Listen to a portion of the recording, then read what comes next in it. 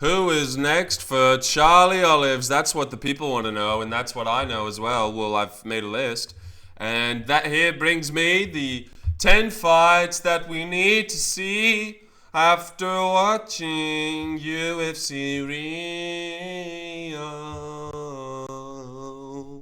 And we're going to start off with Charlie Olives, the man of the hour, too sweet to be.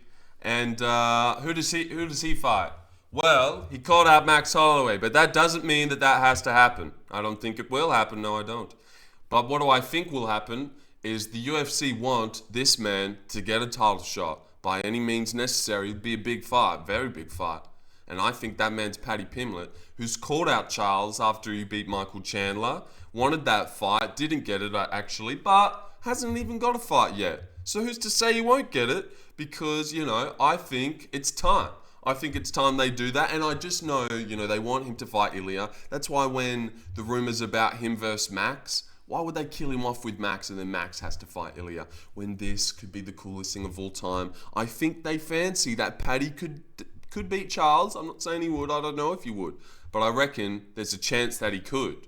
And I think it's a good matchup for him. Good matchup for both. Super fun fight. Max can fight somebody else. I'm not too sure. I should have maybe prepared that, but Paddy Pimblett versus Charles will happen. I'm trying to get these right, not give the fans what they want. BMF, Charles, Max. It could happen and it'd be fun, but I actually think Paddy versus Charles will happen. And what happens with Gamrot? Oops, let me scroll down so you can get a good look at him. Obviously, he's a loser now who can't win, but he's just not on Charles's level. And I think this has given us the perfect time to rebook this fight. That happened before. Fiziev was actually supposed to fight Charles. And this just makes too much sense right now to rebook that. We need to see it again. Because obviously, he hurt his little leg. Hurt his leg. That doesn't count. That's not a real win. He was doing really good before that as well. Maybe that could be on a pay-per-view somewhere or a fight night main event again. But I don't know. Maybe that's where Gamrot has his ways. But Fiziev Gamrot, I'm surprised people aren't calling for this right now. Seems like the most, we need to see this, right? I think so. Run it back because the first one didn't count. Like I said, it didn't. That's fake. And yeah, this makes sense. Come at me. Well, you wouldn't because that's a good matchup, so I don't know why they would come at me. But Davidson Figueiredo is a good guy and a boring fighter as well. Boring. That was fun, but because of Piotr Yan, that was fun. Boring. I suppose that was okay, but yeah. Dude, I'm so sick of this guy. It's just not fun anymore. But someone's fighting this weekend against Chito Vera. Hopefully they win. And then this would make a lot of sense, I think. Ayman Zahabi versus Davidson Figueiredo should go down. And they're both like the same age. What the hell? Zahabi is 37, which is hilarious. I actually do think Chito might win. But we're putting this here. If he doesn't win, maybe Figgy fights Mario Batista if he loses to Umar or something like that. Or Yadong, or O'Malley. Yadong would be cool. Figgy versus Yadong, I don't know. But yeah, Zahabi, I think, fighting this weekend. I think they would give Zahabi this matchup. And yes, that is the matchup to make. All right, Montel Jackson is next. And he was boring as well. And he can now fight Kyler Phillips. Yes, I think that would be all right. Maybe. And it makes sense. Or he could fight Vinicius Oliveira or something like that. I know Vinicius would maybe extract a fun fight out of Montel, just putting it on him. But I like this fight too. So, yep. And fuck Montel Jackson. Joel Alvarez is a cool guy. And I like him. And I think this would be super fun. Not super fun, but like, could you imagine he beat Rinat Fakretinov and stopped him from getting into the rankings? And then he had the hype of finishing Rinat, who no one's beaten yet. No one's beaten yet. Oh, except for Carlos Leao, but, no one's beaten yet. Actually got a win on their record. And I think this would be a cool fight to get into the rankings.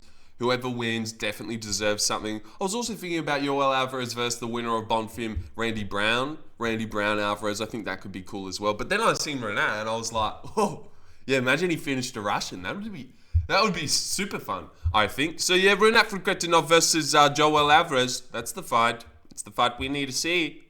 In my 10 fights that we need to see. Vicente Luque lost and he looked shit again. But that's okay because someone else who's always been looking shit. Well, not always. Who's been looking shit recently. and he was supposed to fight him anyways. The Argentine Dagger, Ponzinibbio. And I think this should happen for sure. And Luque would win. But maybe he wouldn't. You know, Ponzi was doing good against D-Rod before he lost. So yeah. And then D-Rod, beat Kevin Holland. But I think Luque versus Ponzi should happen again. You know, he was supposed to fight Ponzi and then he had to fight Yoel Alvarez. That sucks. So yeah, give him a favor. And Legends fight. They should both retire on this fight, honestly. And I think Ponzi would get slapped again. Okay. Mario Pinto. We'll move over to the two heavyweights that won in the card now. Mario Pinto and Vitor Petrino. Very similar names. Petrino, Pinto. Pinto's probably in that word, Petrino, if you mixed it around a bit, yeah.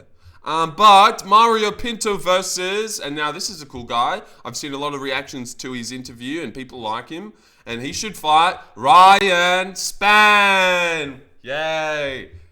Ryan Spann, it's not like a big step down.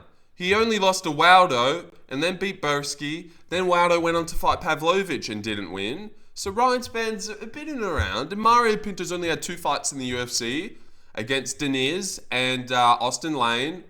Deniz is a good win, but it's not that good. And everyone would recognize Ryan Spann and be like, oh, you beat Ryan Spann? Okay, that's pretty good. And if Ryan Spann beat Mario Pinto, stole his hype, it'd be like, yeah, Ryan Spann. I don't know. But I think that's a cool matchup. Yeah, I do think Mario Pinto versus Ryan Spann, you weren't ready for that, but now that you've seen it, look at the Superman on him. It actually doesn't look that stupid. But yeah. And Vitor Petrino won. Now, he looked bad. I actually went and watched it back. And watched back a few of the fights. So, yep.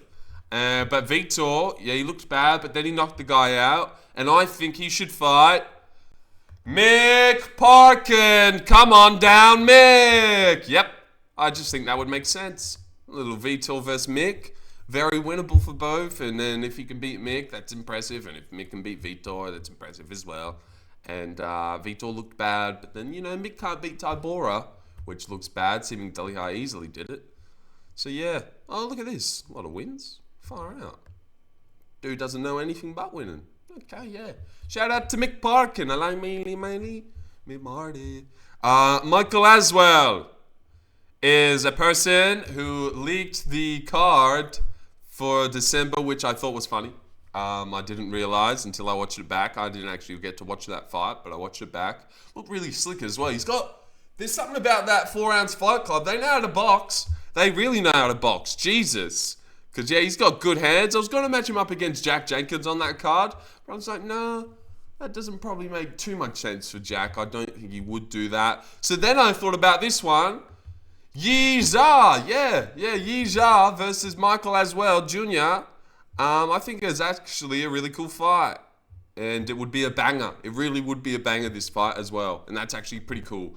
And pretty makes sense as well. And maybe you could put this next fight on the same card because it's another Chinaman. Rafael Filho won against Clint Carpenter and he looked good. Is good. Now maybe this would have been better.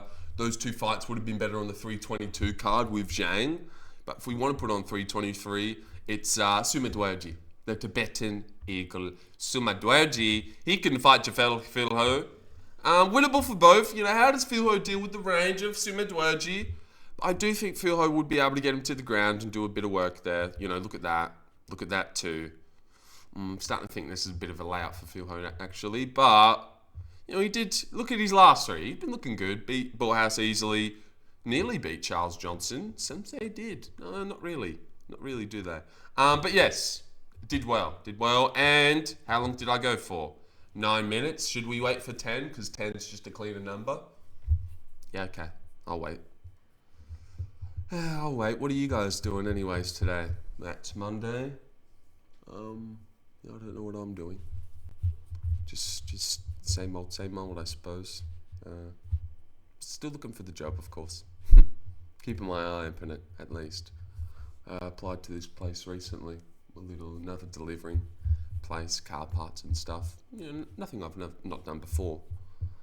So hoping for a hear back. And yeah, maybe I'll try and go live soon. Back on the straight and narrow, man. Back on the straight and narrow, and yeah, what are you guys up to anyway? Alright, and I'll be seeing you 10 minutes now. And we have been recording for 10 minutes. See you guys.